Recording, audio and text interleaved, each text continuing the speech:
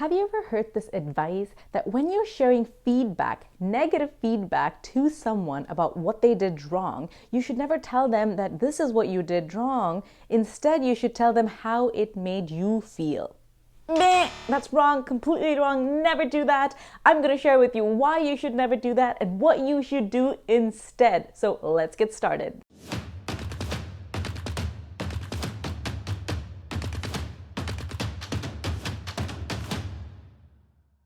Hi, my name is Fawzia Lala and I am an empowerment coach. I have certifications in psychology, social intelligence, and emotional intelligence.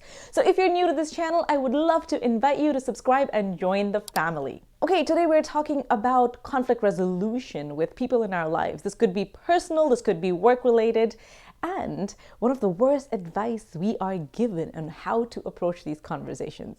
So typically we have all heard that if you're giving negative feedback to someone, don't make it about them, make it about yourself. That way they don't get defensive. So yes, I do agree with that. We want to make sure when we have a conversation with someone, we're giving negative feedback, something that's not working for me, that person has angered me, I need to let them know. If I say, this is you, you did this, you made me feel this way, it's your problem, you should have said this better, you shouldn't have left the keys in the car, okay. Clearly they're going to get defensive, it's going to turn into an argument, they're going to get angry. I do agree that we should not point fingers and tell them that this is about them so that we prevent them from getting angry and leading this into an argument. We don't want to escalate, we want to de-escalate. But at the same time, we don't have to make this about us to de-escalate, do we? I don't need to turn this around and say, I felt hurt. I felt as though my ideas weren't fully taken and listened to in a meeting. I don't need to say that. And it's very important that I don't. And here's why. It gives the aggressor more power over me. We talked about prey-predator relationship in other videos. So if you Google it, it's a psychology term. When we become a prey, the other person becomes a predator. What that means is if I become more and more disempowered, it makes the person who's causing that disempowerment to do those acts more and more. So if the other person, let's say it's my coworker who keeps stealing my ideas, and if I express how that makes me feel hurt, they're gonna say, hey, isn't that perfect? It's power play. They want to feel powerful in that relationship.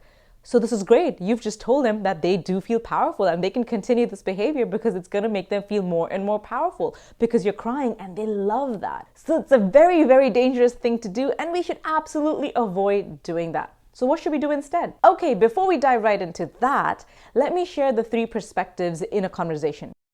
There is the first person's perspective, second person's perspective, and a third person's perspective. The first person is talking about you and your feelings. I, this, that, I feel, it, and so on and so forth, which is a big no. We already discussed that. Never do that. It causes our disempowerment and it makes the other person more powerful. Okay.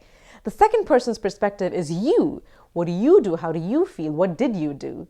We don't want to do that either because it makes them defensive. Instead of de-escalating, it escalates the situation. They get angry, they start throwing things, who knows what, and the conversation has completely lost value. So what should we do instead? Third person's perspective. They is a third person. Now, of course, we're not talking about people. So what do we do instead? We make it about situations. So that means in this situation, what happened and what we can do better in this situation. So now we're still talking about that incident, except we're both removed from the incident. And it's just about a logical thing on this table, a sequence of events, and these are the sequence that happened in this event. So when this followed, what would be better is if this other thing followed instead. See, it's still about me and about this interaction that happened 2 or 3 days ago, but now I'm talking about a situation. This has a lot of power. Now to help you understand what I mean, we're going to dive right into examples. Okay, I'm gonna pick a personal example first, and then we're gonna pick a professional coworker example after. Let's say you're at a party with some friends or family members, and there is this one person who always likes to comment on how you dress and what you cook. And this person is maybe a little bit diet conscious and fashion conscious. So every time you show up at this party, this person always tells you that you're out of fashion, or the clothes make you look pale, the colors don't suit you, so on and so forth. And you made these delicious samosas one day and they'll say, oh, the way I make the samosas, they are actually healthier because I don't fry them in oil, I air fry them, and it doesn't upset people's tummies because the chutney is not spicy, making you feel like your food upsets people's stomachs and makes you feel really bad. So this person is quite an annoying person. Now you can just simply say, I'm not looking for feedback, and end that conversation. But if you want to play this a little bit more tactfully, if you'd like to and you choose to do so, you can ask the person, why is it that every time in these gatherings, there's always feedback on how I dress and what I cook? That there is feedback, not that you always complain about how I dress, okay?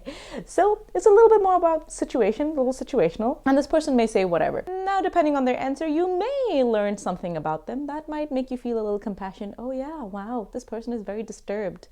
I feel sorry for that person. You're not going to say that out loud because you don't want to sound aggressive, of course, but at least it might give you some compassion. It's possible. Or they might just say something like, wow, Fazia, geez, so aggressive. You don't have to be like that, or something. Okay, either way, it doesn't really matter what they say. It's not about you. So don't take it personally. That's the important empowerment step. If you feel like you're the kind of person who's going to take this personally, you really need to work on your self-worth and improving your self-worth.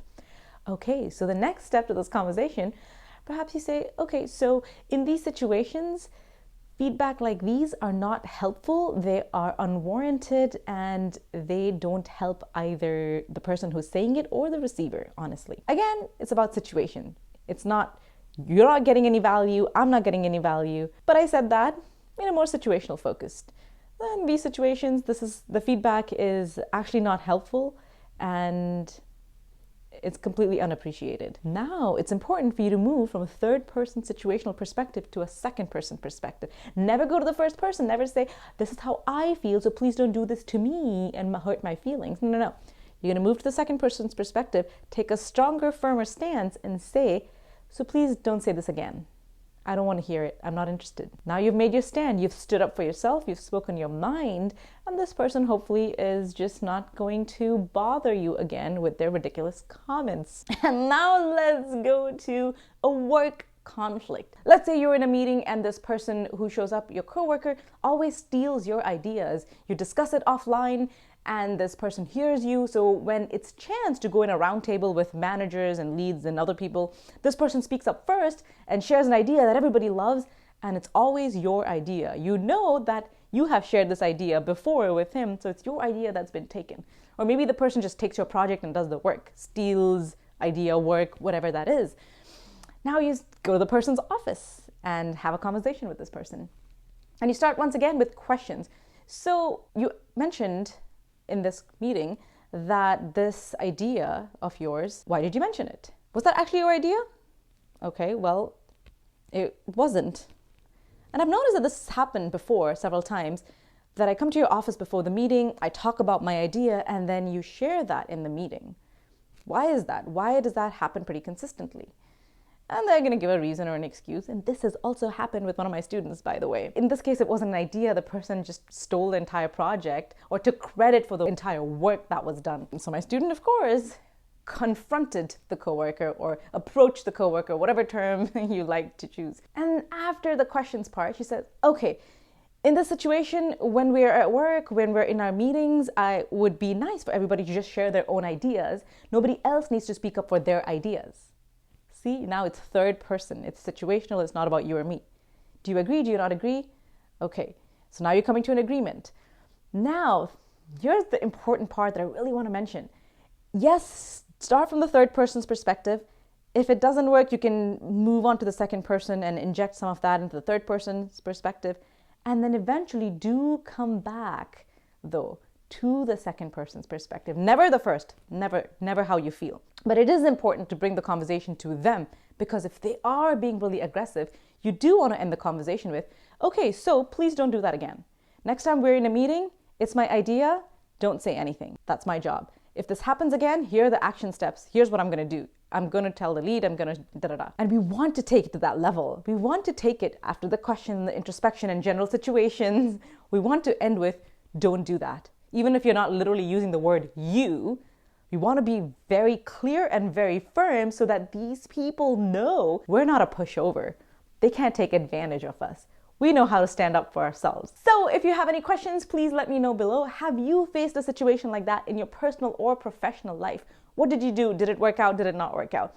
And if you want to know more tips and strategies on how to handle difficult coworkers or difficult people in your life, there is a free 1-hour masterclass that you can join, and we have a 1-year black belt program that teaches both self-defense and empowerment, where you're going to learn all these strategies, both external communication strategies and internal increasing your self-worth and confidence strategies, both put together, going to make you a really strong, powerful leader in your life. So look forward to seeing you in one of my classes or in the next video. Bye.